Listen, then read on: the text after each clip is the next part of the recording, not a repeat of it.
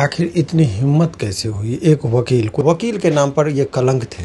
अपराधी अपराध करता है और चोला हिंदुत्व का पहन लेता है तो सब कुछ ढक जाता है। गोडसे को जब जिस देश में पूजा होने लगेगा तो इस तरह की वारदातें होंगी ही। एक तो पहले की 70-72 साल के व्यक्ति हैं, वो मानसिक रूप से भी विक्षिप्त ही व्यक्ति ये काम करता है। ऐसे बोल के तो आप किसी को भी बचा दीजिएगा, तो फिर पागल खाना में उसको रखिए। ठीक, एक वकील बोल रहे हैं कि मानसिक रूप से वो विक्षिप्त है, तो फिर तो समाज में रहने का कोई अधिकार नहीं है। सुप्रीम कोर्ट में अभी तक मात्र दो शेड्यूल कास्ट से चीफ जस्टिस तक बने।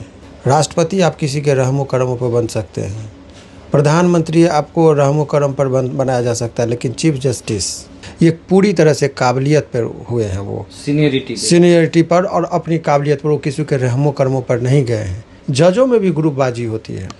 ऑनरेबल पटना हाई कोर्ट में राकेश बाबू थे, बहुत चीज़ों का उजागर करके वो गए थे। जब गोडसे को सम्मान मिल सकता है तो आने वाले दिन में उनको भी सम्मान मिलेगा, उनका भी स्टैचू बनेगा और लोग उनकी पूजा करेंगे, और पूजा करने वाले में दलित लोगों की ज़्यादा संख्या होगी। दलित ओबीसी हो सकते हैं, नहीं दलित, ये आप ओबीसी को समझाइए सर, आप भी ओबीसी से आते हैं। दलित को इतना ज्ञान है कि किसका सम्मान करना है नहीं करना है। मध्य प्रदेश के मुख्यमंत्री हैं बीजेपी से, लेकिन उन्होंने कहा कि मैं डंके की चोट पर 27% आरक्षण ओबीसी को दूंगा।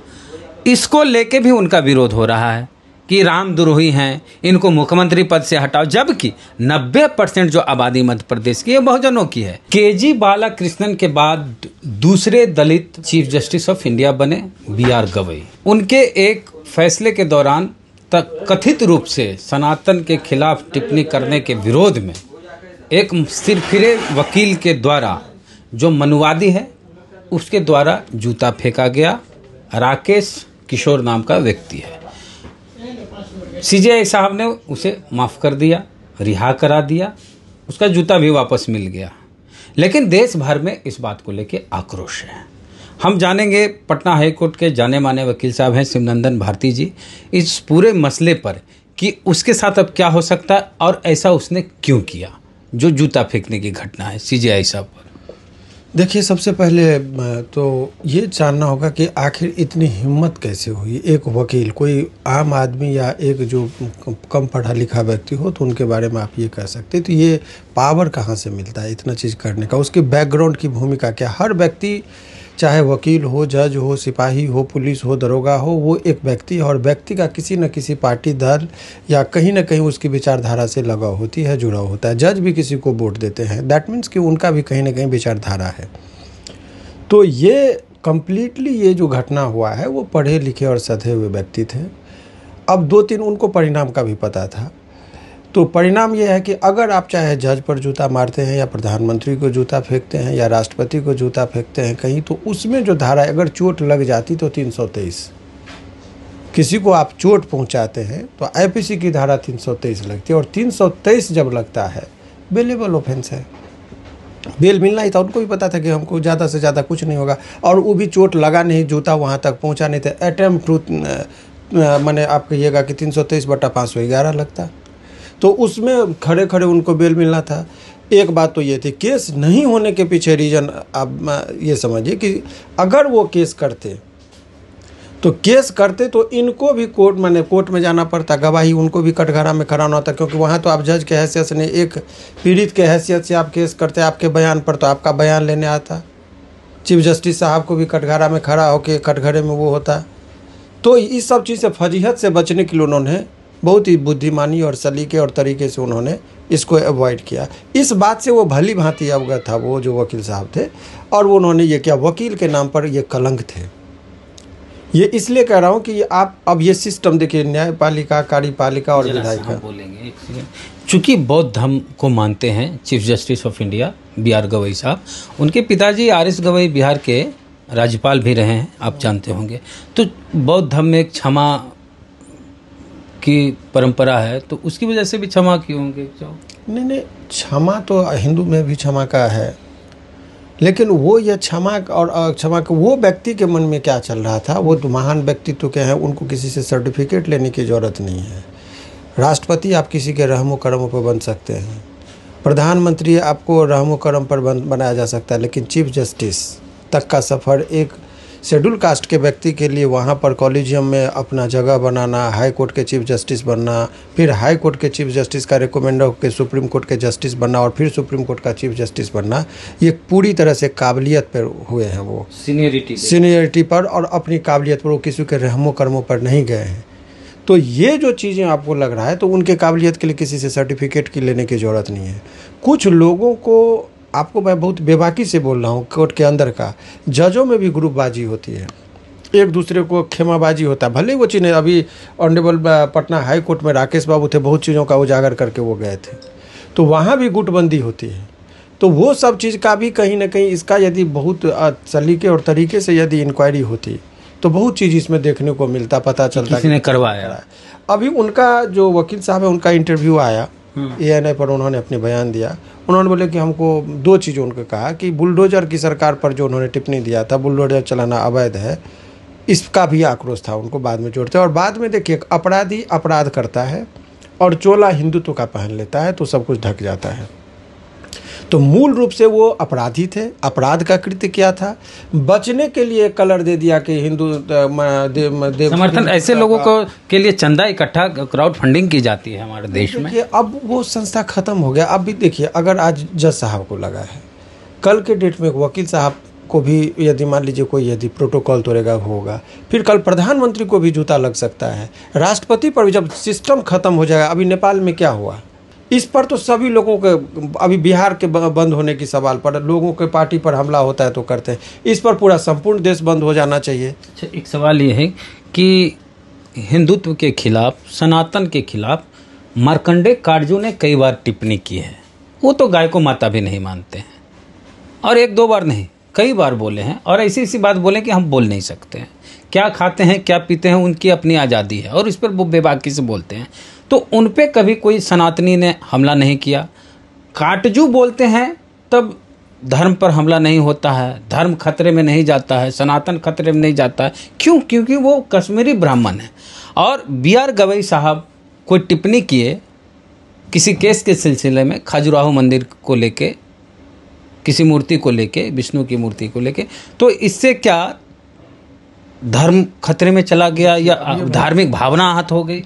तो क्या ये आपको लगता है कि गवई साहब दलित है इसलिए ऐसा हुआ? देखिए, निश्चित तौर पर रिएक्शन तो होता ही है। दूसरी बात, ये लोग कॉलेजियम सिस्टम में, अभी भारत की आज़ादी के इतने लंबे वर्षों के बाद सुप्रीम कोर्ट में अभी तक मात्र दो शेड्यूल कास्ट से चीफ जस्टिस तक बने। ये एक देखिए आंकड़ा, और उनको पता है कि इनके रिटायरमेंट के बाद भी बनने वाले कौन हैं।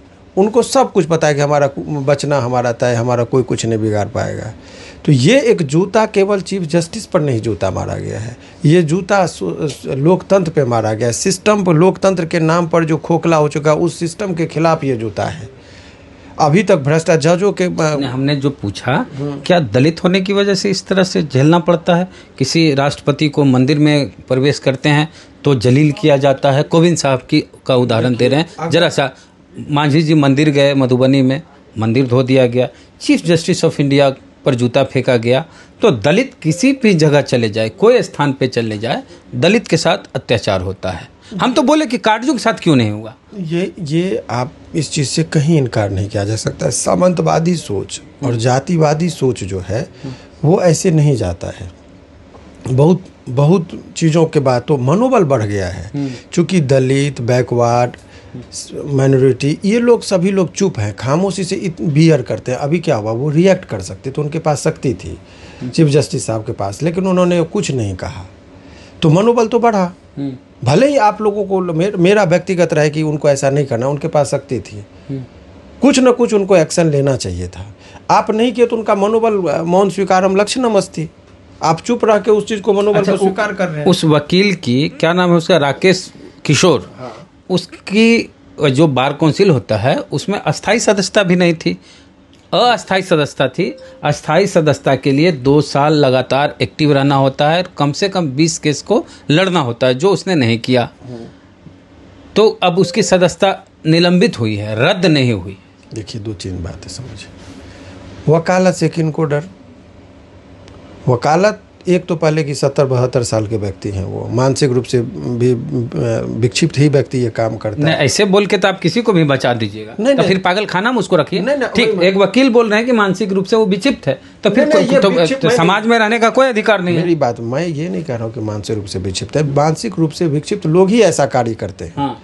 दूसरी बात, वो बोले कि मेरा हार्ट का वॉल्यूम ये वो सब फेल है, तो मैं ये कहना चाह रहा हूँ कि और 72 साल का व्यक्ति है, उनको प्रैक्टिस चल नहीं रहा, अभी करंट फाइल मांगने आया तो फाइल बोला दे दिए पैसा, अपने खुद उनका स्टेटमेंट है और बोला कि पैसा नहीं हम बाद में देंगे। दैट मीन्स कि वो उनको वकालत चल ही नहीं रहा था। तो भाई लाइसेंस से आप मेरा कैंसिल कीजिए, रद्द कीजिए। 70 साल की इस उम्र में अब हमारा कब्रिस्तान और शमशान की ओर जब कदम बढ़ेगा तो उनको ये लाइसेंस से क्या मतलब है?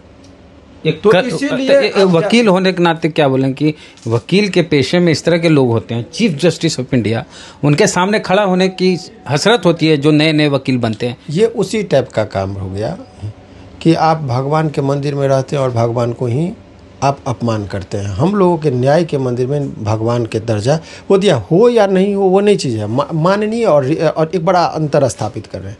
माननीय उनके टर्म में लगा हुआ है, माननीय न्यायालय, माननीय जस्टिस हम लोग बोलते हैं, और एक होता है आदरणीय। दोनों में फ़र्क है। माननीय में, आदरणीय में कि आपके पिताजी को आप आदर करते हैं दिल से, टीचर को आदर करते हैं, आदरणीय। माननीय में कि तुम मानो या ना मानो, लेकिन मानना पड़ेगा कि वो आदरणीय है, रिस्पेक्टेबल है।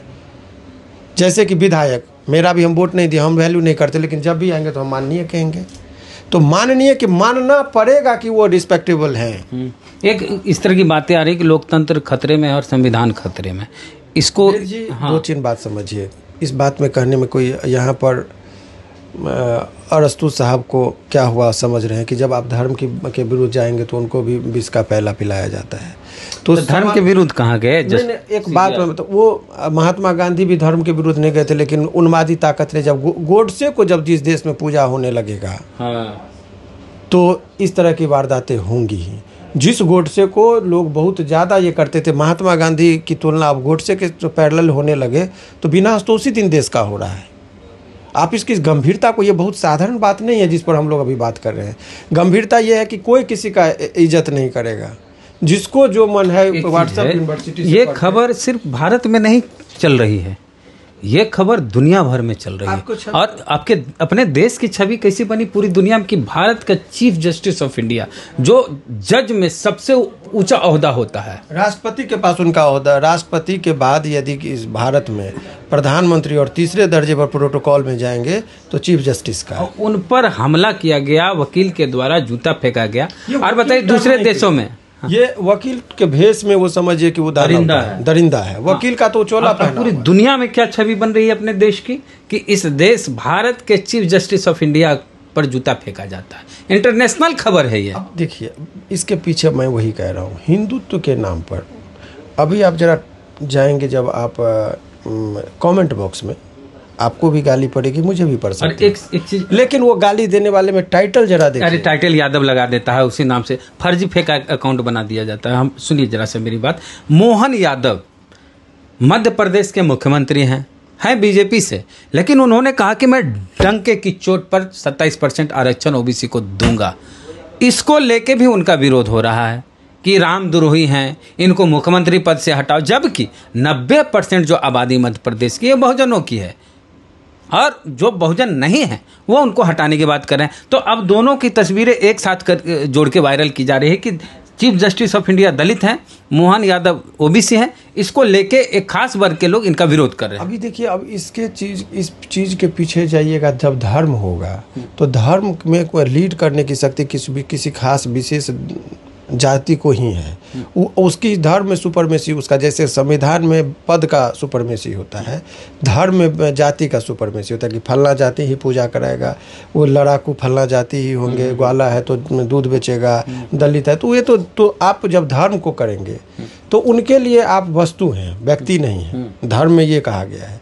तो जब धर्म बढ़ेगा तो स्वाभाविक है कि ये प्रताड़ना और खाई बढ़ेगा। इस चीज़ को स्वीकार करना। अच्छा, अब क्या होगा उसके साथ? जो वकील है उसका नाम भी हम लेना नहीं चाहते। उनका कुछ नहीं होगा। वो जैसे थे उससे बेहतर स्थिति में वो है।